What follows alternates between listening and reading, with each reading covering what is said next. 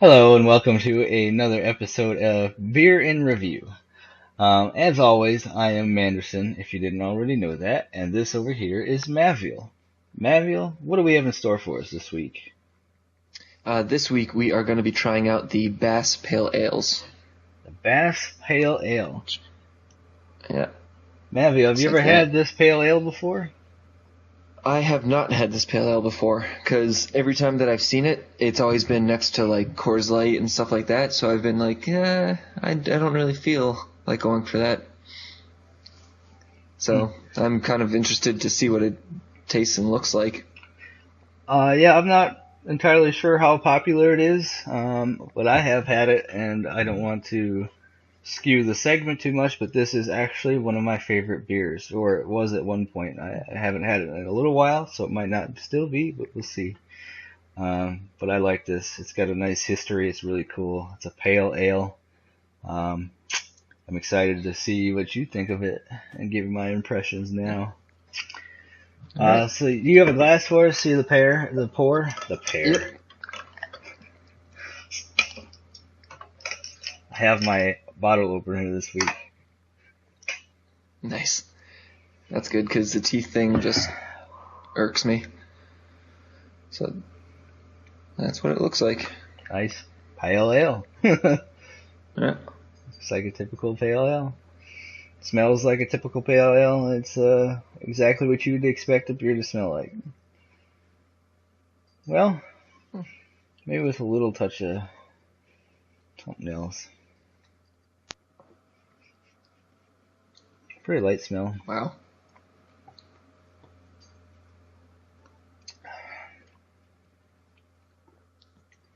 You know, not quite like I remember. Better or worse? I'm not sure yet. I have been drinking a lot of IPAs lately, though, so my tastes have changed somewhat.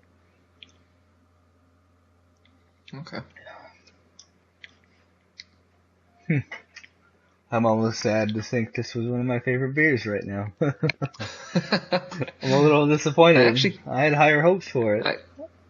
I kind of like it. I'm not saying I don't like it. I'm not saying that at all.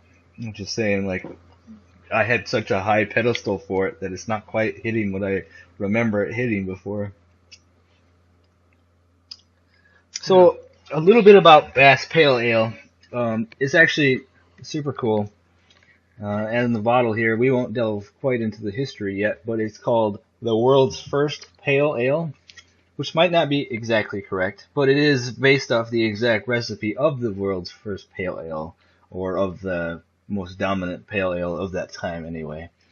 It's really good. Really, really, I like it quite a bit. Rate Beer and Beer Advocate, sites like that give it about an average rating, but I think it's pretty good myself. Not quite to the pedestal I had it on originally, but I do think it's really good. I'd give it more of a, if they give it an average, I would give it a pretty high rating. Not perfect, but high. Alright. Yeah. It's basically just a pale ale, an English style pale ale. It's brewed in the same tradition it was back when it first started in 1977. We'll go into that more later. But yeah. What are your thoughts right now about it? I'm actually impressed with it. The flavor is, I don't really know how to describe it, because I sort of get like a slight smoky, but I know it's not really smoky. It's more maybe like roasted type flavor. And then towards the end with the aftertaste, I can taste the hops that they have in it. And it took me a couple sips for it to actually like start popping, and for me to notice it. But I do notice the aftertaste a little bit. Not as harsh as an IPA or anything like that. And pretty much all around smooth. Yeah, it's not a long-lasting aftertaste either. It's a pretty mild aftertaste. Nope. But yeah, it's really smooth beer, I think. It's light, it's easy drinking. Light-bodied, light-flavored. but well flavored, I think. Yeah. Definitely, I don't think they should put it next to the beers that they usually do, like the Coors Lights and stuff. They need to separate them out a bit. Yeah, where I get it, it's not next to those, or if it is, it's just coincidental that it is. It's not because it's in that kind of category necessarily. Oh, excuse me. Pretty good though. I like it so far. Not sure I'm getting the exact flavors you are, but I understand what you're trying to get at. It has a bit of a flavor. Yeah. And a touch of hoppiness, but not bitter or strong. Not long lasting aftertaste. And the ABV for this one is 5%, so it's on the low end of pale ales, because those range from 5 to 8. So about your average ABV for your average beer, though. I think your average beer is 4.7 to 5.3 ish.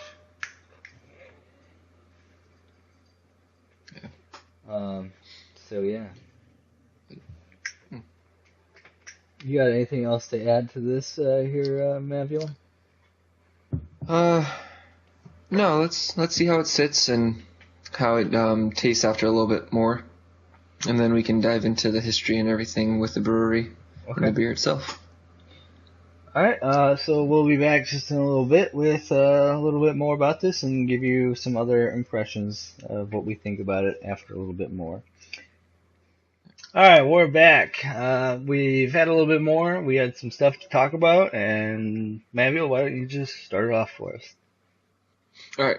One of the first things I wanted to talk about was the pairings. I did find a little article on Bass Pale Ale, and it suggested to pair it with like a smoky poultry dish and pasta, and it should always be served in its tri-glass to enhance the flavor and presentation. I'll see if I can find a picture of a tri-glass, and I'll put it down in the description down below, so that you all can figure out what it is also. So. Yeah, cool. I actually think this beer could probably go with just about anything, really. It's I could kind of see pasta and poultry, but I don't see a problem drinking this with just about anything if you want to. Yeah. Yeah, I wouldn't have a problem with it. I'm not sure off my top of my head what a tri-glass is either, I guess. Yeah. A little bit more about this beer. We mentioned a couple times. It's got an awesome history. It says the world's first pale ale. Whether it's truly the first pale ale or not, we're not sure. It's at least claimed to be the world's first pale ale. It was started in 1977 by William Bass Brewers. I think that was the guy's name, William Bass, or something like that, from Burton-on-Trent. He had a really special process, and we talk about this in our last beer school about pale ales. But Burton-on-Trent had a good combination of malts, and his water mixture chemistry just worked all together, and everything came together to make this beer really good, and everybody loved it, and it kind of dominated the market. So it at least gets to claim that it was the world's first pale ale. Now it's made kind of by that same company, William Bass Company. The American version is made in Baldwinsville, New York. But it's made, it says on the bottle even, originally brewed in 1977 by William Bass Brewers Limited, Burton-on-Trent, England. And this fine pale ale has been brewed by the Great British Tradition using the finest two-row malted barley. So it's made just like it was back in 1777. Wow, 300 years different, 200 years different there. I can do math. And that's enough rambling for me. Mavil, you take it off for a minute. All right. Well, some ingredients and stuff that goes into the brewing process. Bass Pale Ale is brewed with 2 strands of traditional ale yeast to produce a complex, nutty, malty taste with subtle hop undertones. So You mentioned before you thought you tasted a roasty. You're probably tasting the nuttiness, maybe a little bit. maybe, yeah.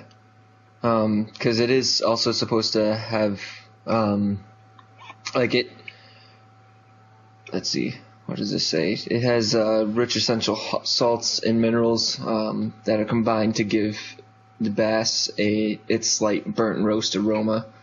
So there's a mixture probably between that and the nuttiness Probably, they yeah. have in there. I think I also read that it uses a warm fermentation process, which is kind of cool. So yeah, the Bass tradition. This beer is an old school beer. 1777 claims to be the world's first pale ale. So there's a lot of history into this beer. It kind of, if it didn't necessarily start it, there might have been some made before it. I think I read that there's stuff back to 1703 of kind of when it started. If this was made in 1777, little after that, but this is actually what at least made it popular and dominated the market and really got it going. It kind of created its market, so Yep. It's pretty cool history to that. Is there anything else you'd like to add to that, Matthew? I would say now that I've been drinking it a little bit more and everything, it's still as smooth as the first sip. And really, I would recommend this to friends and family that don't really know what Bass Pale Ale tastes like or is, and I think it's good enough to pass on and tell other people about. Yeah, I totally agree with you there, actually. I'd recommend it to anybody, actually. I think it's good enough. Everybody should like it. Doesn't have a ton of flavors. It's not super bitter. It's not super bland, though, either. It's not too much of anything, and I actually think that's kind of what makes it a good beer. There's enough of everything that you would like to make it good, but it doesn't go too far into any category. And it's kind of a nice neutral beer. If you're looking for that one thing you can drink real easy and nice, this hits that mark, I think. Yeah. But other than that, I don't really have much left to say. All right. Yeah, I think that kind of wraps it up for me. I said in the beginning I thought it was one of my favorites at one time. I wouldn't quite put it in that category anymore, but it's definitely up there. It's nice. It's a good neutral beer to have. Bass Pale Ale. If you have any comments, suggestions, recommendations, beer you'd like us to try, anything like that, please leave it in a comment below. Don't forget to thumbs up and subscribe if you like this video as well. We have a bunch more. Hopefully, if you like this and subscribe, we can start making better videos too, and more videos. That would be cool. So don't forget to do that. We love to, any beers you have, we'd love to be able to try them. So we're excited to do that at some point too. So yeah, don't forget to put it down there and let us know. All right, Mavil, until next time, cheers. Cheers.